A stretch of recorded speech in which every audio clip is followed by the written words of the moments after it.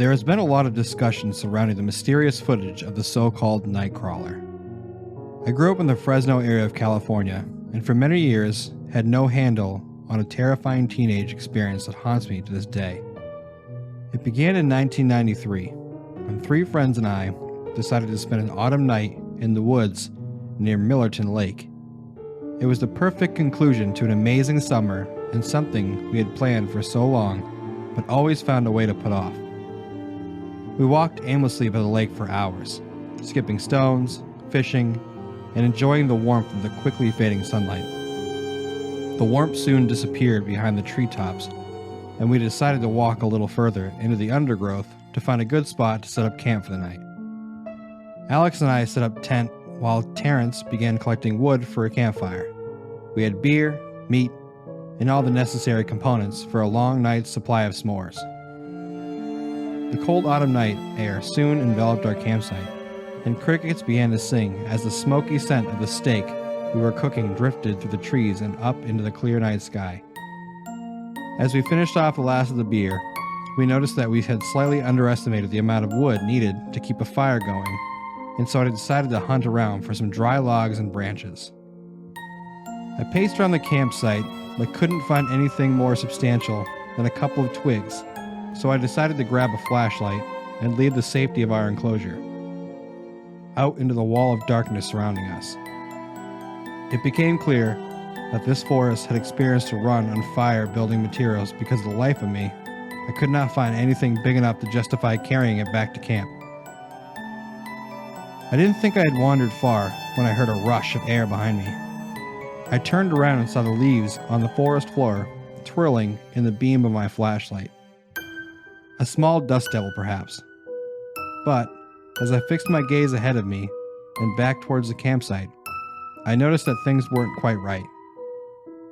I hadn't walked more than 200 meters, and yet I couldn't see any glow of campfire whatsoever. I began to feel incredibly uneasy at the implication that I had somehow wandered further from the campsite than imagined and was now lost in these ominous woods, alone. I managed to collect myself and began retracing my steps.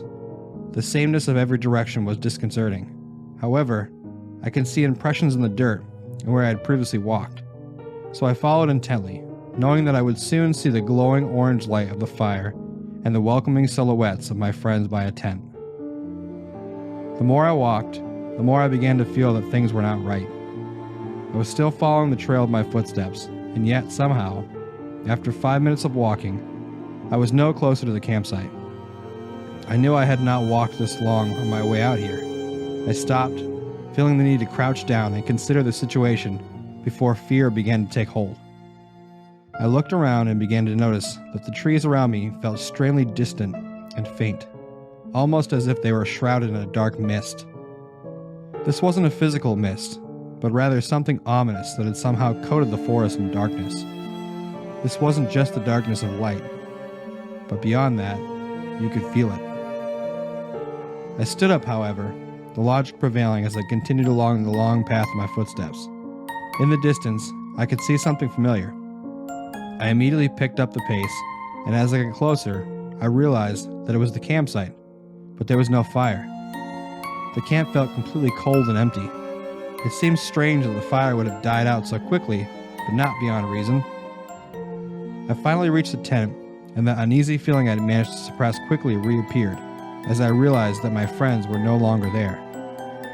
I called out their names and shined my flashlight into the surrounding foliage, but there was no response. At this point, all semblance of composure left my body. I realized that they could have simply wandered off to try and find me, but I somehow knew that this was not the case. Call it sixth sense if you will. I decided the only thing to do was to try to restart the fire with whatever fuel I could find, but no matter what I did, no flame would appear from my Zippo lighter, as if I too wanted to hide away from the overwhelming darkness. I sat down again with my head in my hands, racking my brain for an explanation of the events thus far. I began to feel the surrounding bleak blackness scurry closer towards me, as if it knew that somehow the absence of fire had removed some protective force field from around the camp. The next thing I recall It was just being confronted by the most terrifying sound. It can only be described as an eerie whirring noise, almost like a tornado siren, but completely unnatural and unlike anything I'd ever heard. Chills ran down my spine. As I sat up to determine the source of this haunting sound, it seemed to reverberate throughout the tree trunks in all directions, as the breeze, which had been ever present throughout the evening, seemed to retreat almost instantly into the silence. I heard footsteps and immediately rejoiced that my friends were returning to the camp, and that we could discuss the night's events and at long last put myself at ease. As I listened to these footsteps drawing closer, I felt a sudden uneasiness as I realized that there was something very wrong with the sound. They were far too slow. It sounded as if someone was walking unnaturally, leisurely, artificially, or alternatively, that they were on stilts.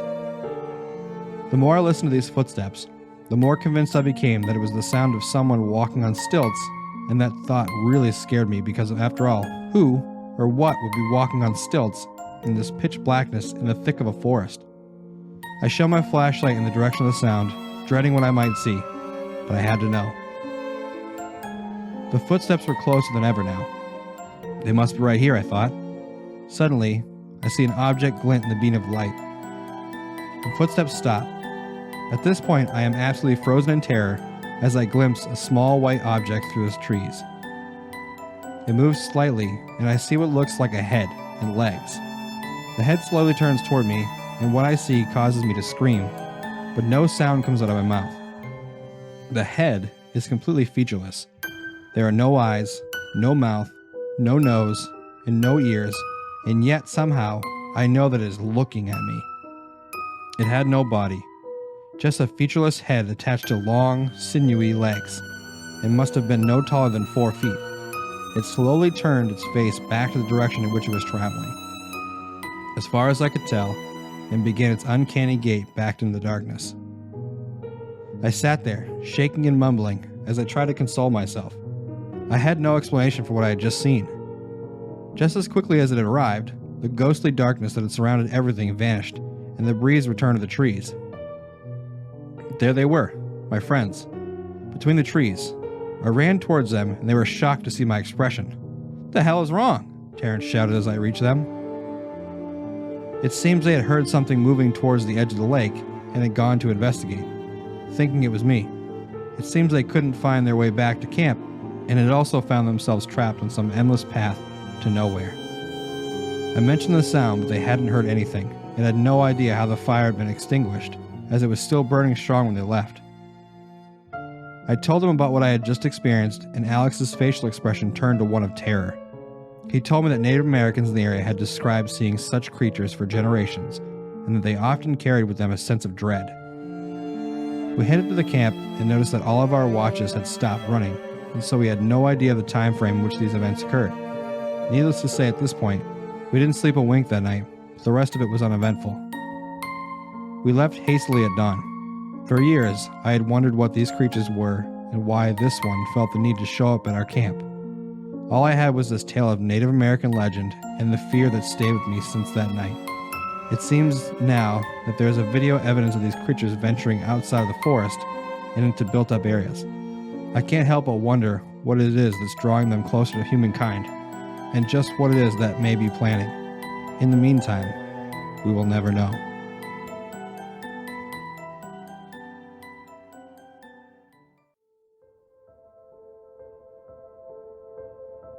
Thank you for listening, and I hope you enjoyed the story. Big thank you to the author for creating such an interesting and genuinely creepy experience. If you enjoyed the video, please subscribe or follow for more videos just like this one. If you'd like to support the channel, you can check out my Patreon link in the description below and know that I genuinely appreciate it. Follow me over on Twitter at podcast_fear or Facebook at Fear the Podcast. Thank you again for listening to the story, and until next time, always remember to face your fears.